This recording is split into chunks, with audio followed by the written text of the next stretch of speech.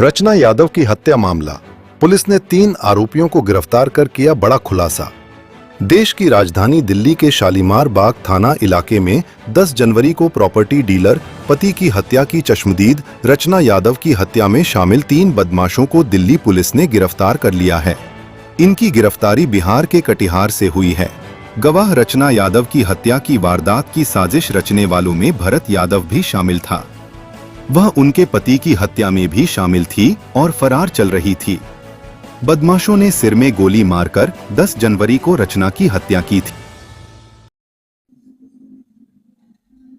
आपको पता है इस कॉन्फ्रेंस में शालीमार बाग में जो 10 जनवरी को सेंसेशनल मर्डर और ब्लाइंड केस थी उसके सॉल्विंग के बारे में ये केस बहुत ही कहते हैं कि आजकल सीसीटीवी फुटेज भी है, सब कुछ है, उसके बावजूद ये एक्चुअल में बहुत ही कठिन केस था क्योंकि इसमें जो तार जोड़े गए वो बहुत दूर दूर से तार जोड़े गए और क्रिमिनल्स ने पूरी सावधानी बरती थी कहीं पे कोई सुराग ना हो।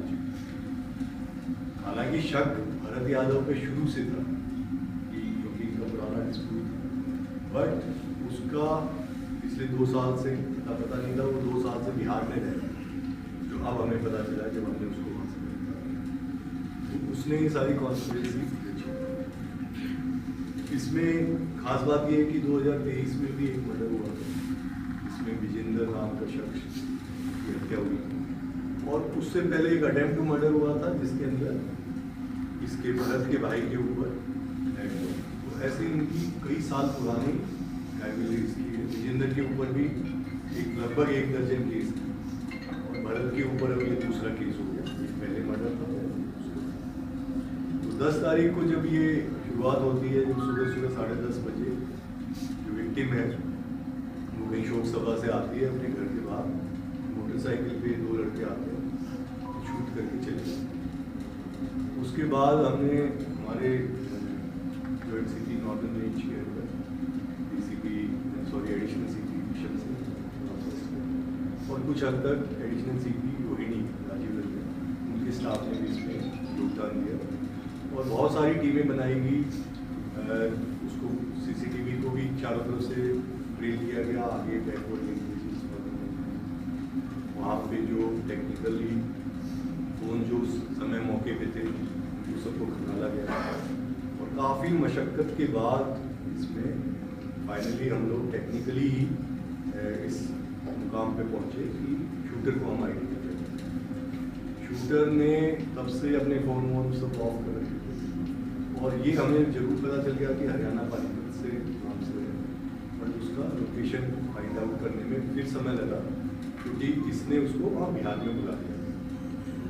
और कल जब फाइनली हमारी जो टीम्स थी और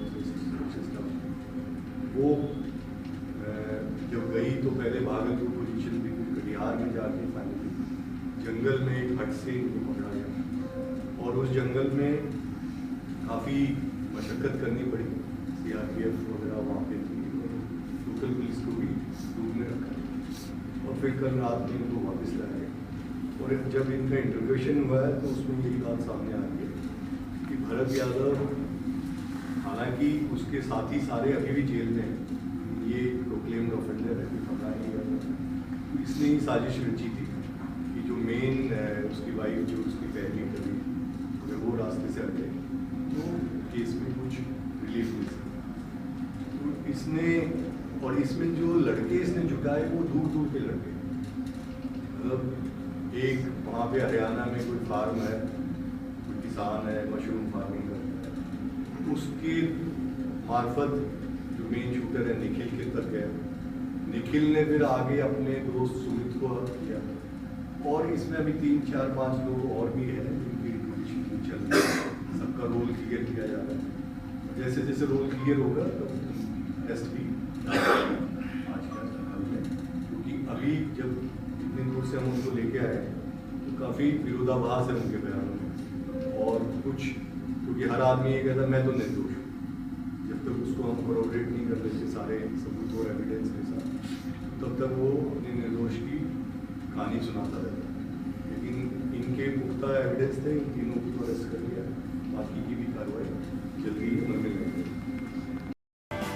ब्यूरो रिपोर्ट टीम सृजन न्यूज।